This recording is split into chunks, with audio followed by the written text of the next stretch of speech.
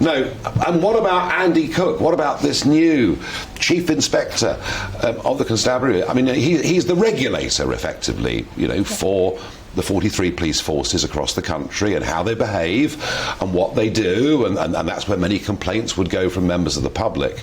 There may well be a link between increased poverty and crime, although, as I say, I think that's quite insulting to many poorer people. But, I mean, how do you use discretion with a shoplifter? Police officers have always been able to use discretion. It's nothing new.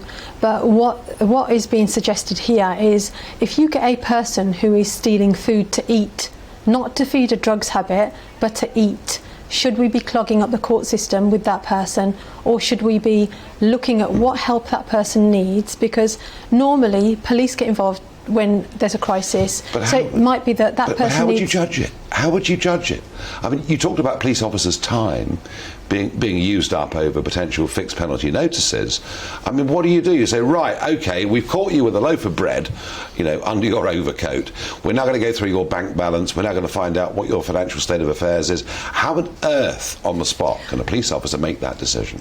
I think that decision can be made, because if you've got a pensioner or a person who's trying to feed their family and they have stolen a loaf of bread, you need to direct them to food banks, social services. You do need to get involved with that family as a police officer, but do you really need to criminalise them?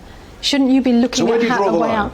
Where do you draw? I mean, is somebody who could afford a year ago, to have 3 or 4 bottles of wine a week and, roast twice a week and steak on a Thursday and fish and chip takeout on a Friday, but now has trimmed that down a bit. I mean, where do you say that somebody is so poor they're allowed to shoplift? That's the problem. But no one's saying that. No one is saying that you're allowed to shoplift. But what Andy Cook has tried to say is that each case has to be judged on its own merit.